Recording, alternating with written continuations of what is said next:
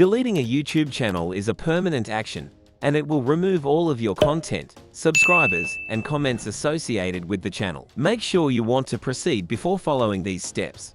So let's get started. Visit the YouTube Studio, YouTube.com. In the left-hand menu, click on Settings.